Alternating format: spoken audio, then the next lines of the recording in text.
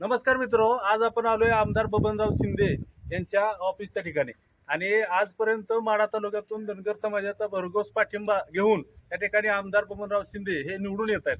पण धनगर समाजाचा इतका भरघोस पाठिंबा असताना निवडून येत आहेत, परंतु आज 14वा दिवस चालू आहे आरक्षणाचा एसटी आरक्षण अंमलबजावणीसाठी पंढरपूरमध्ये आणि त्या ठिकाणी दादा भेटून पण आलेले आहेत, भेट दिलेली आहे. परंतु त्यांचा या ठिकाणी लेखी पाठिंबा आम्हाला पाहिजे, तो कशा पद्धतीने मिळेल या ठिकाणी आम्ही त्यांना विचारणा करणार आहोत.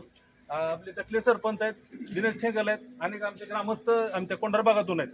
माडेश्वरी बँकेचे संचालक देखील या ठिकाणी आहेत, नागनाथ जवळगे यांचा या ठिकाणी कशा पद्धतीने आपण दादांचा प्रतिसाद आहे आमरण उपोषणासाठी त्या ठिकाणी बघणार आहोत. तर आजपर्यंतच्या अनुभवानुसार टकले सरपंच दादा काय म्हणतील, काय प्रतिसाद देतील या आमरण उपोषण धरलेल्या बांधवांविषयी. 2014ला बारामती येथे 16 उपोषणकर्त्यांनी 9 दिवसाचं उपोषण केलं होतं. त्यावेळेला आदरणीय बबनदादा यांनी पाठिंब्याचं पत्र देऊन त्यांनीही प्रयत्न केला होता. त्यानंतर आता अनेक ठिकाणी उपोषणं झाली, त्यात आता पंढरपूरचं शेवटचं उपोषण आहे. आज 14वा दिवस आहे. 6 योद्धे उपोषणासाठी बसलेले आहेत. त्यांच्या या 14व्या दिवशी आदरणीय बबनदादा यांच्या आज कारखाना ऑफिसला आम्ही सगळेजण पाठिंब्याचं पत्र आणि त्यांचं पुढील काय ह्या आरक्षणासाठी मत आहे हे ऐकण्यासाठी आपण सगळेजण आलेलो आहे. आदरणीय दादा धनगर समाजाच्या या आरक्षणाच्या अंमलबजावणीसाठी सगळ्या पद्धतीनं ती आपल्यासाठी सगळ्या समाजाला हातभार लावतील एवढी आपण अपेक्षा व्यक्त करतो. धन्यवाद. तालुक्याचे भाग्यविधाते आमदार बबनरावजी शिंदे यांच्याकडे एसटी आरक्षण अंमलबजावणीसाठी उपोषणास बसलेले पंढरपुरातील सर्व कार्यकर्त्यांसाठी या ठिकाणी पाठिंब्यासाठी जाहीर पाठिंब्यासाठी या ठिकाणी लेटर मिळालेलं आहे दादांच्या हस्ते. या ठिकाणी त्यांनी भरघोस पाठिंबा या ठिकाणी धनगर समाजाच्या आरक्षणासाठी दिलेला आहे. धन्यवाद.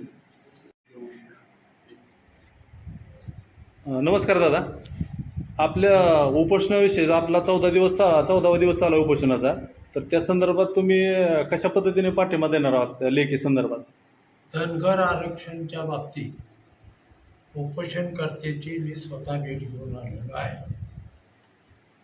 त्या बाबतीत धनगरांना एस टीमधून आरक्षण द्यावं ही जी मागणी आहे ती मागणी योग्य आहे.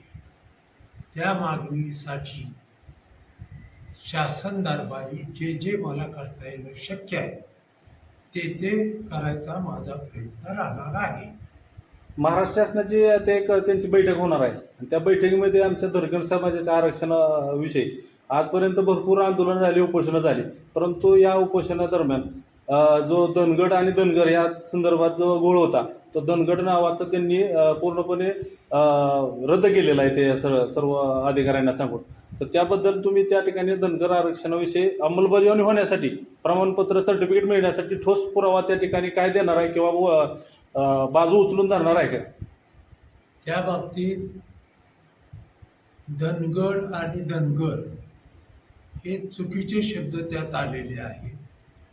खरं म्हणजे धनगर समाजाला एस टीमध्ये आरक्षण मिळालं पाहिजे. त्यासाठी जे करणं शक्य आहे ते शासनाच्या माध्यमातून करण्यासाठी माझा त्याला पाठिंबा राहील. पाठिंबा राहील दादा, परंतु त्या बैठकीमध्ये तुम्ही स्वतः एखादा मुद्दा उपस्थित करणं आणि त्याबद्दल बोलणं हे गरजेचं आहे आमच्यासाठी. त्या बैठकीचं निमंत्रण मला आलं, 100% मी बैठकीचा आपली बाजू मांडेन. ओके, धन्यवाद.